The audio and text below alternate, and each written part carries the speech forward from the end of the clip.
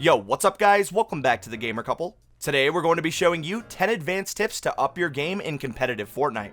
As always, if you guys would like to support us, feel free to use code GAMERCOUPLE in the item shop. And without further ado, let's go ahead and jump right on into it.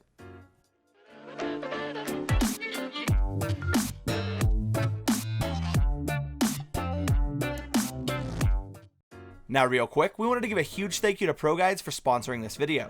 They've recently added a full arena course with Benjifish, along with dozens of other courses, custom stat tools, and their new platform, InstaPro.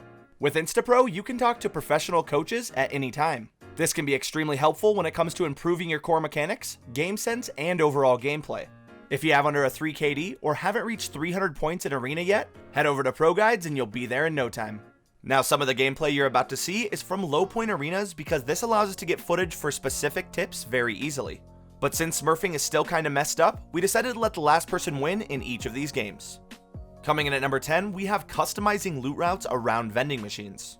One of the biggest advantages that you can have in competitive Fortnite is incredible loot.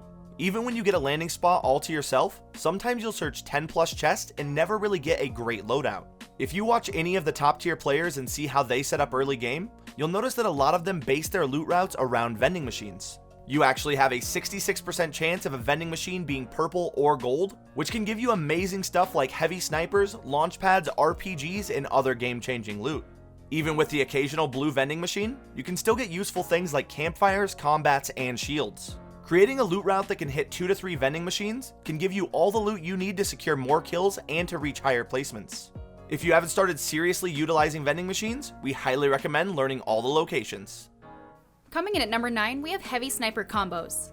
Now getting a heavy sniper in competitive Fortnite gives you an instant advantage. Not only does it one-shot most players and allow you to take walls by surprise, but it also one-shots any material in the game.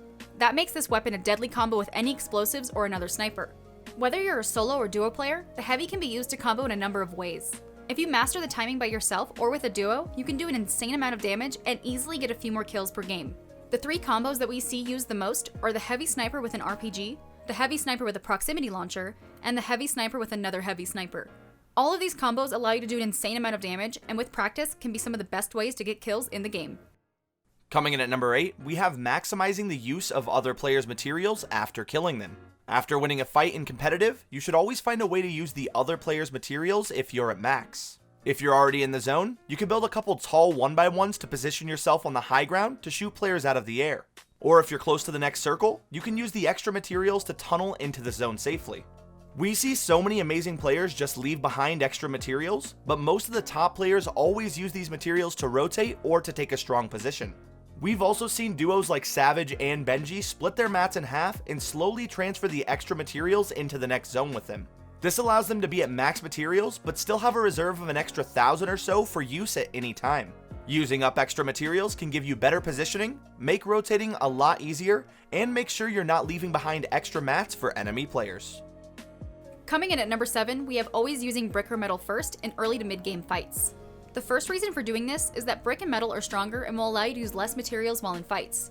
This can help you when ramp rushing someone or just when holding walls during spam. Brick and metal aren't difficult to get early game, and it forces your enemies to use more of their resources to break your builds. The second reason for using brick or metal first is that most people always start with wood. Most of the time when you fight someone, they start by using wood. If you choose to do the same, after the fight you'll both be out of wood completely. This will result in having way less materials even if you win the fight. Instead, you'll always want to switch to a different material than what your enemy's using. This will always allow you to replenish your materials that you used after the fight.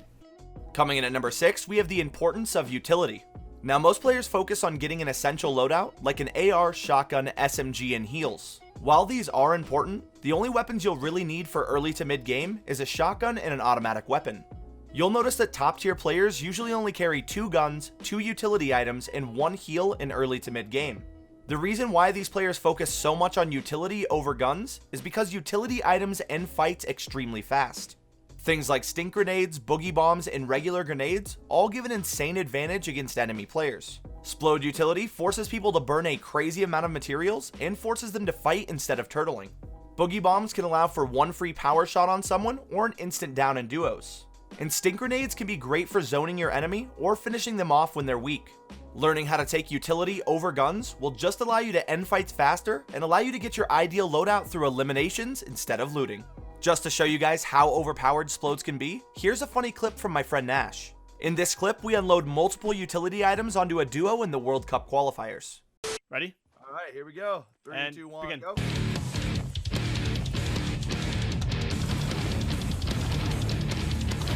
On the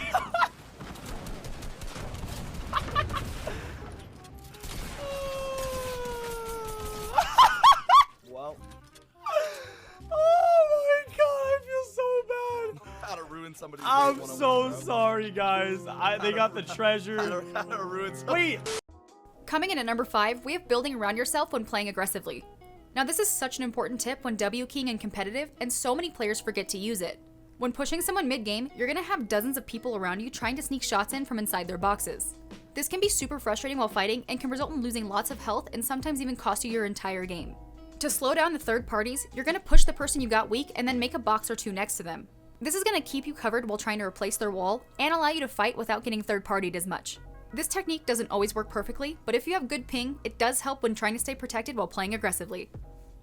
Coming in at number 4, we have using the in-game replay system for tournaments to learn directly from the pros. Every single week, you can actually watch the VODs of every person who qualified for the World Cup or any other tournament. To do this, head to your Compete tab, click on the most recent event, click on the session leaderboard, and select the player that you want to watch. Once you find the person you want to spectate, click Match History, and this will allow you to spectate any of their games. 2 days before Tfue qualified in solos, he spent a few hours on stream looking over the VODs of the previous people who qualified. He learned new areas to drop that were less contested, new ways to phase into people's builds, when to W-key, and different ways to rotate as well. After reviewing this footage, he used all the new things he learned and qualified the following weekend in solos at first place. Watching how pros fight other people can give you an amazing new insight on how to play the game differently. If you aren't utilizing the in-game replay system to learn from the top tier players, we definitely recommend checking it out.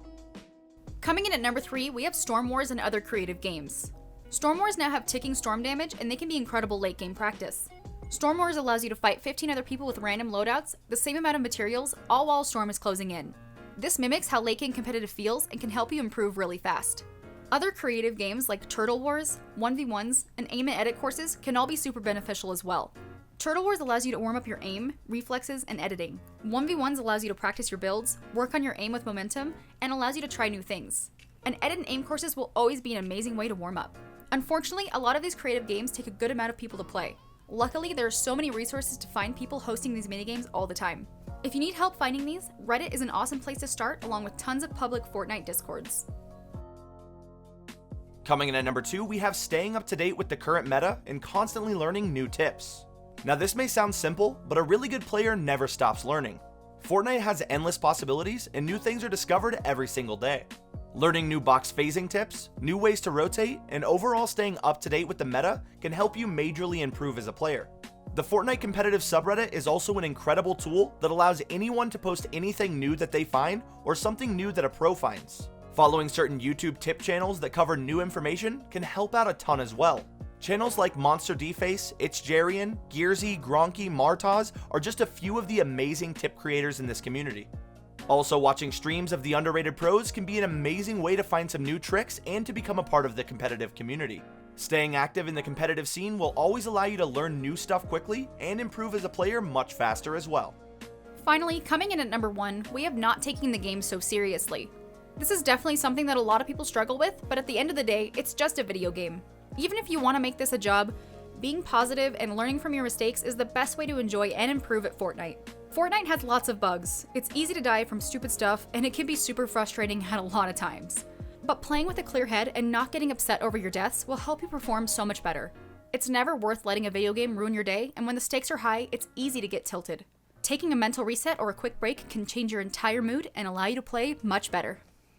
Anyway guys, that's going to go ahead and wrap it up for this video. If you guys did enjoy the video, make sure to drop it a like and subscribe to the channel if you're new.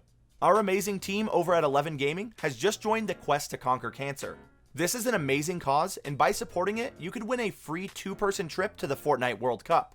If you guys would like to look more into it, the link is in the description below along with all of our socials. As always, thanks so much for watching, and we'll see you next time.